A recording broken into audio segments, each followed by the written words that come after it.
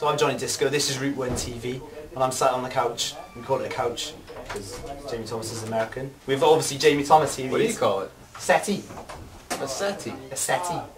Why are you saying it or like sofa. Settee. Settee. Sounds like you're from somewhere else. I am from somewhere else, I'm from Wales. I am, it's different to England. It's very different to England. Okay. Okay, so you're one of the leading pros of the last 20 years. Yeah, it's true. That's a heavy statement, but It is. I'll go ahead. Okay, so you skated some legendary spots. Right, what brings you to this part of the world? Well, we're on a Fallen tour right now. We're filming for a new video, and we're getting about, doing some demos, seeing some people, and just skating. So, skateboarding brings me to this part of the world. Our distributor here, Rolling People, and we're here in the parking lot because of Route 1, so yeah. That's what brings me here. Excellent. You've been on some of the most well-known skate videos, from sort of Welcome to Hell, all the Zero videos, but a lot of skate edits are on the internet now. Do you think that the internet and those sort of skate edits are killing like the feature-length skate video? I think they're killing the profitability of a full-length or feature-length skateboard video, but I don't think they're killing the videos being made.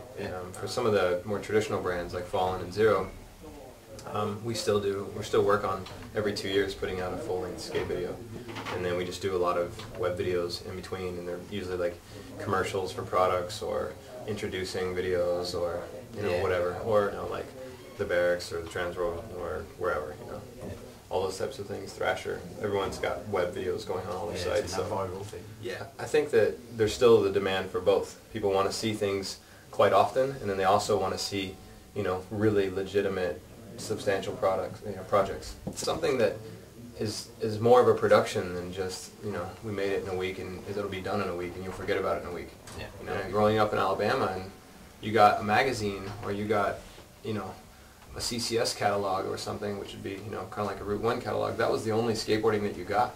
And you had to put together the pieces of what it was and what it wasn't and figure out what was cool and whatever.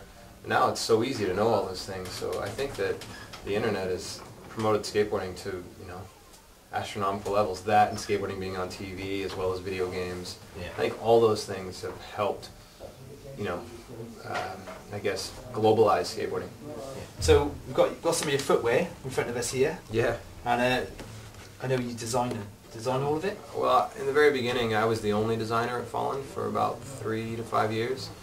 So I designed all the original models. I mean, they're pretty basic. It's not like anything you want to brag about that you designed them all, but now we have a designer at Fallen, and then I also work with the team.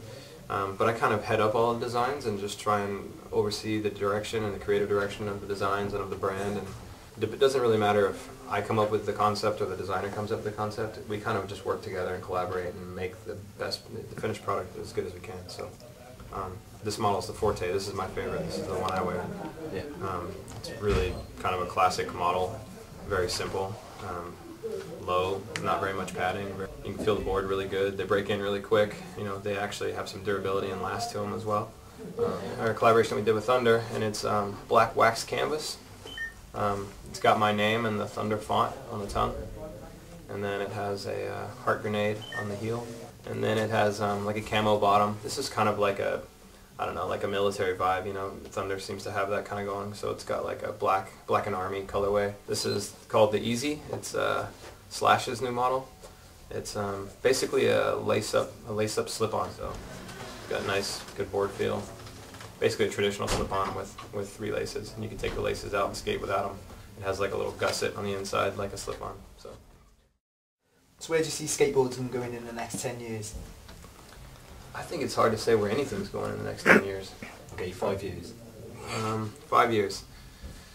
I think it's going to become more and more global. I think you're going to get massive contests and trade shows and events that are going to be outside of the U.S. Yeah. Like right now, you got to watch Maloof and Street League and trade shows and all that. You have to hear about it. You have to see it on the internet. I think those things are coming abroad. Where it's headed other than that is just there's going to be a million kids getting really, really good at skateboarding. It's going to get harder and harder to become sponsored because so many people are so good, and companies are going to have to start telling people no. Yeah. So what advice would you give to someone who wants to make skateboarding their life? The single best advice I could give would be to enjoy skateboarding thoroughly And if you enjoy it thoroughly and you find a way to enjoy it with your friends and you want to make a life of it, then just dedicate yourself to it, and every breathing moment you have outside of things you have to do, whether it be school or doing your chores or whatever, dedicate it to skateboarding and enjoy it. And I think that naturally things will come about from there. I mean, you can tell someone the tools, the things you need to do and the steps, and it's basically get good at skateboarding, film a video part of you being good, and send it to someone in a nice way, and send them a nice letter complimenting about their company and why you want to ride for their company. That's the basics of what you have to do. But it's how you get good and how you can make a life of it. Those are the challenges, and you can't just be good. You have to understand, how to get along and interact with people. So, I guess the advice would be is just enjoy yourselves and try and, enjoy skateboarding for what it is. And then, meanwhile, along the way, maybe try and film a video and get it out there. And yeah. Okay, so do you ever get bored of people asking you what your favourite trick is?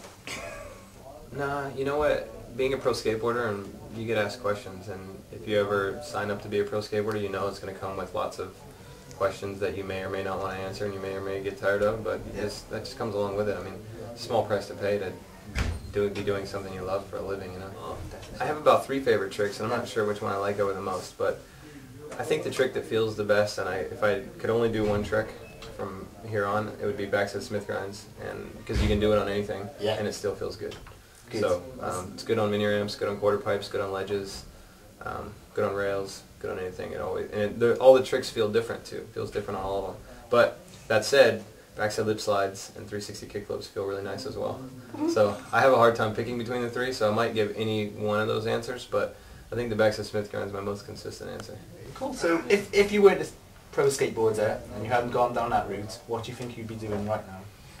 I think I'd be in business because I was very entrepreneurially minded when I was really young. I started some businesses. My first business venture was thievery. Right. I used to steal cigarettes at the grocery store and sell them for $1 a piece. So you make $5 a pack. That was probably in 7th grade. Yeah. I was really into the fascination of supply and demand. Yeah. So I think that I'd be in some other walk of business. I can't imagine what, but I would think that I would have done something very similar to the path that I'm on now, like been into something, been passionate about something, and then try to figure out a way to turn that into a job so I don't have to get a real job. You come up with an idea in your mind, and then you work, either yourself or with someone to create it and turn it into an actual product, and then seeing a sample of that product come back, and then seeing the final end result, and then seeing other people excited about it or just yourself being excited about it, that has a very gratifying feeling. So, can we talk about religion? Not in like a heavy way. Sure. Were you brought up religious?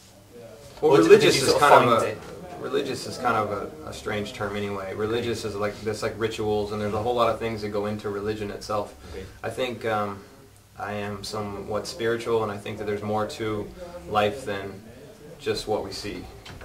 So I don't know how religious I am, but I try and think that there's a definite accountability to morality, and that there's a bigger picture. I don't know, I was very agnostic and very angry as a youth, I guess, which a lot of youth are, so I just, saw it kind of pious to think that, this religion is, or this thought or belief system is more supreme than another. And now I don't really think that. I think for myself, and I think that I have a relationship with God, and I try and be involved in that relationship, and then I know to each his own, and I try and be supportive of whatever anybody else is doing, and I don't really bang anyone over the head with what I'm thinking. I mean, when I first came to the Lord, I felt like I needed to tell everybody about it, right. And then over time I realized that the more I told people about it, the less relationship I had. So I kind of just said, well, maybe I'm not supposed to tell everybody. I'm just supposed to walk the walk and live my life, and and hopefully that makes me a better me, and that is inspiring to other people. I don't know. I'm actually working on a website. It's kind of like a site based loosely around my career, but then it has all the things that I'm inspired by featured on the site. So it's going to have lots of different elements and lots of my friends and lots of things in life that I'm inspired by. So I'm working on it now, and it'll be out in a few months. It's not jamiethomas.com though. I'm not going that route. No, it's actually called thrillofitall.com. Thrillofitall.com. Yeah. So it's basically obviously has a tie-in. Thrill of It All was the first zero video, but it's more about like a life and times of my life, and it'll have all my video parts and all my interviews and all that stuff chronologically, archived. But then it'll have new stuff, and it'll have like whatever things I'm into now, and it'll have a daily blog that goes from my Twitter straight to it and stuff. So should be cool. This is my first time ever speaking about it. So yeah, Exclusive. We went exclusive.